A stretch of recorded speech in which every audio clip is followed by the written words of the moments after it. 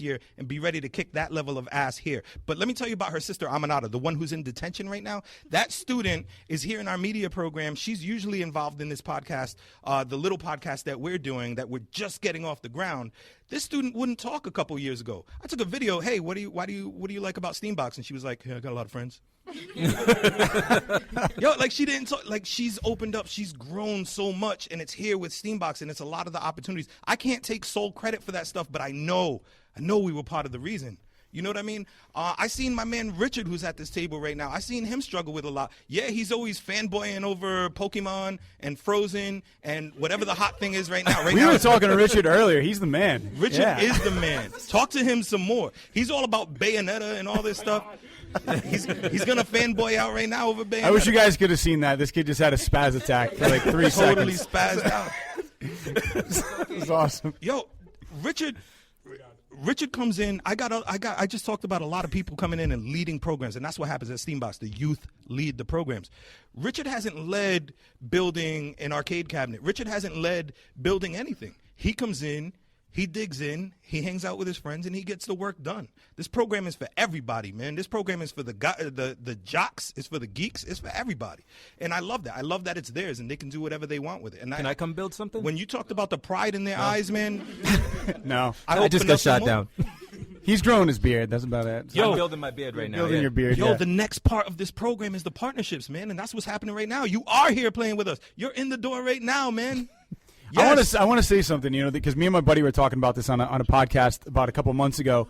There's you know, the movies you mentioned, the Goonies, and it kind of all the way kind of just brought me back right away. I mean, the problem solving skills of kids like the Goonies, you know, like when that movie was made, those kids didn't have cell phones, they didn't have any of that stuff, right? They had slick shoes. Exactly. Yeah, right.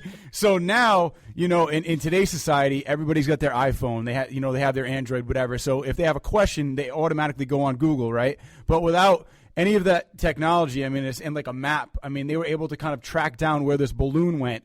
I mean, the problem-solving skills of this group and a lot of the kids that, you know, actually like put the time in instead of just surrendering to their phones really are going to go places. Yeah. So I think, you know, this is a testament to kind of what today's youth can do. I mean, this is awesome. You built a hoverboard. You sent a balloon into space. I mean, who can say they did that? I mean, ask any other maybe like 50 kids. I guarantee you they haven't done anything like that. Here's one more. And that's awesome. I got a senior named Jordan. This dude is leading, and I got the guy who started the hovercraft project, the hoverboard project. He's right next to me, and he's talking about the next project that we're doing. The senior's leading it. Jordan, right? Man, we're building a TARDIS. We're building a full-scale, like a legit giant-ass TARDIS in here. We're going to build 2 because we want one in the school and one for the road because I took their arcade cabinet away last time to go show everybody what we were working on. Man, we're building a TARDIS. It's going to be connected to Instagram. You go in the legit-looking TARDIS, and you could take a picture. It'll take it right to Steambox RI Instagram. By the way, Steambox RI, that's how you find us on social media. Is it going to work? Yo, it's going to work. It's definitely going to work. Now, what I mean is you can take a picture, and it'll put it to Instagram. I just want to say, I mean, as far as like, I just want to talk to this guy for a second. So, because you know, had this idea of a hoverboard, and I just want to know how did that start out? Like you're a big fan of Back to the Future, right?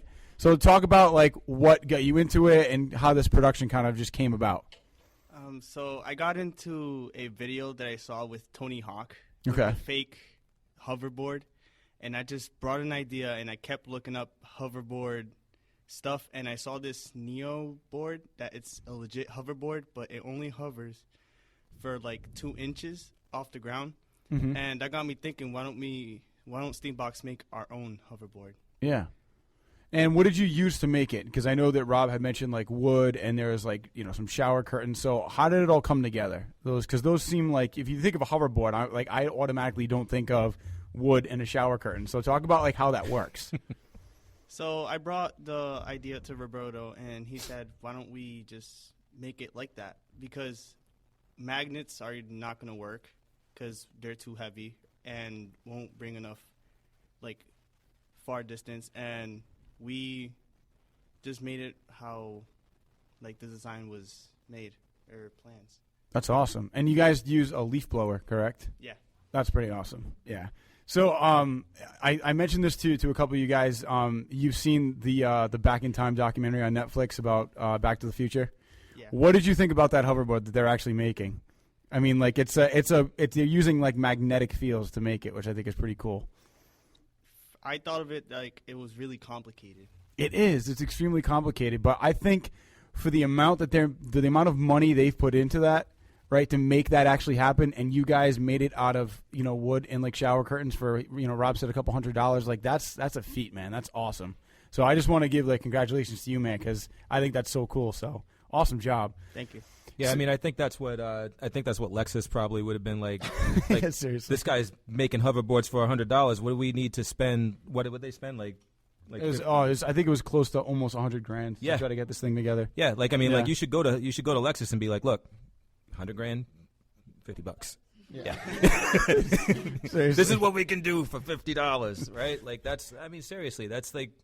It's mind blowing. Give me a $300 card to Bed Bath and Beyond, and I'll make it happen.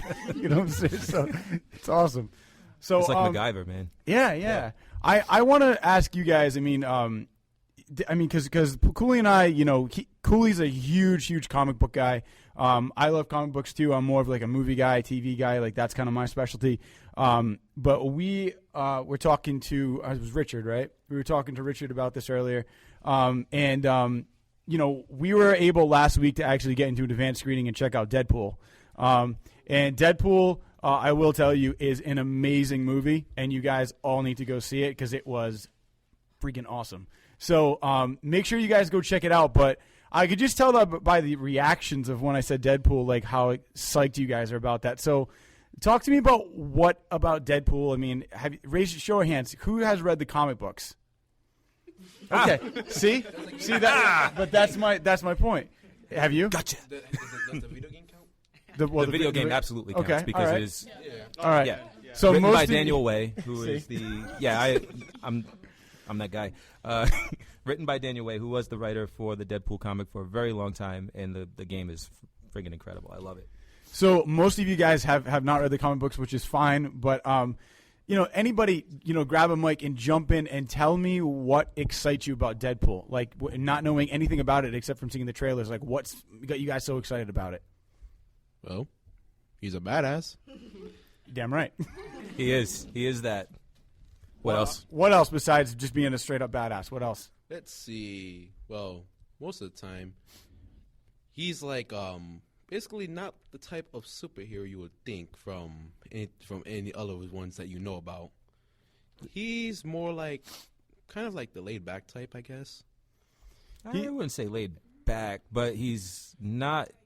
Yes. Yeah, basically anti-hero, like what she said. The words. Exactly. And when you guys, I'm not going to spoil anything because we don't do that.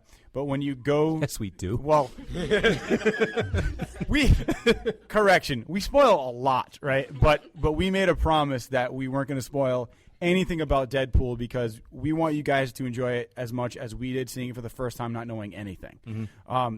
But you can tell that we liked it. But one of the things about Deadpool is that he really doesn't care about what he says. He almost has no filter.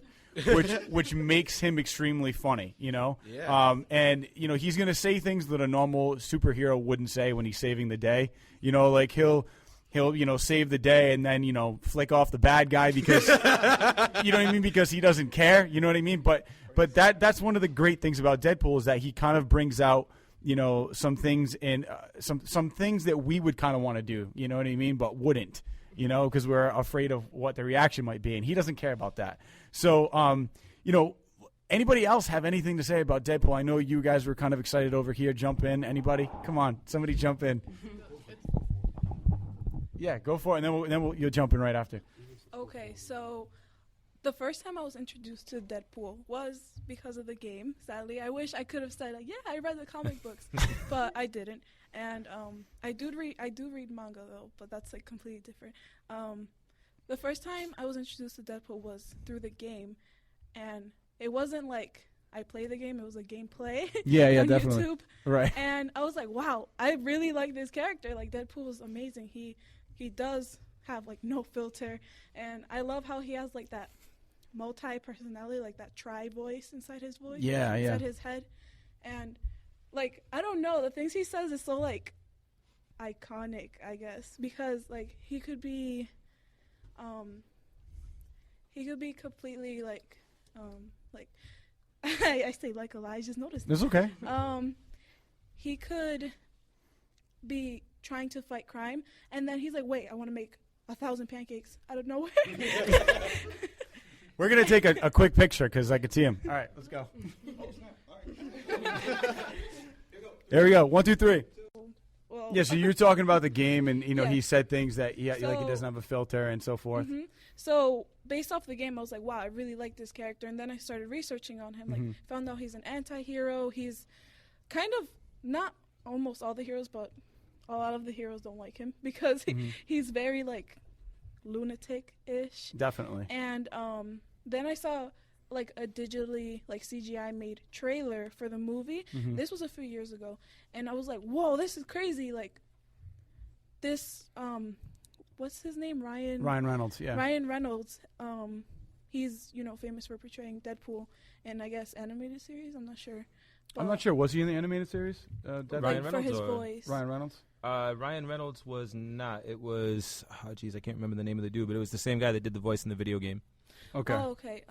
But yeah, I saw this like CGI made trailer for the Deadpool movie, and it was announced to come out in 2016. I was like, man, because this was back in like maybe 2013. I was like, man, I have to wait 3 years to watch this movie. Hey, you gotta wait 3 years for Attack on Titan. And true. And then, and then last year I saw like the real trailer with Ryan Reynolds as the actor, and I was like, I was wigging out. Yeah. Like, So you're basically having a fangirl meltdown. yeah, it was basically a fangirl meltdown. Then one of my friends, Saywath over here, invited me to watch the movie on Friday, and I was like,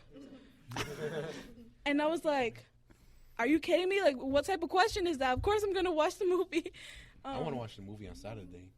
You know what's funny is that Cooley actually had a little bit of a breakdown because This is hilarious. Me and my fiance actually works at a radio station, and she had these like Deadpool tickets, and she was like, well, here I got 2 tickets to Deadpool, and I was like, all right. I was like, do you want to see the movie? And I was like, all right, cool, we're going. And so then I came into work the next day, and I said, hey, man, I'm going to see Deadpool. And then he was like, what? And I was like, yeah, I'm going to see Deadpool. And he's like, when are you going? I was like, well, I only got 2 tickets. I was like, it's for me and Becca. And he's like, that's awesome. I'm so happy that you're going, but I really hate you right now. You see tears? And I said, and then you see tears come out his eyes. yeah, a little bit. And then I was legit hurt. Like, but- I was like, oh. But it was funny though because he was like a little, like a dog that like humps your leg and he won't get off. Yeah, well, that's that was me. That's kind of like what he was because I got a text the next day. He's like, "Hey, you still going to Deadpool? Are you going to see it?" And then I texted back. I was like, "Actually, I'm going to be getting married in 2 months." And I said, so actually, Becca's got a lot of wedding stuff to do with her mom. So I was like, I got the extra ticket. He's like, okay, I'll meet you there. Okay, let's go. So I met him. I met them at the Providence Place Mall, and we went to go check out Deadpool, and we were just like little kids. So you guys, I'm telling you, go check out Deadpool. It was so worth it. Such an excellent, well done movie. What other stuff do you guys like? I mean, but is there?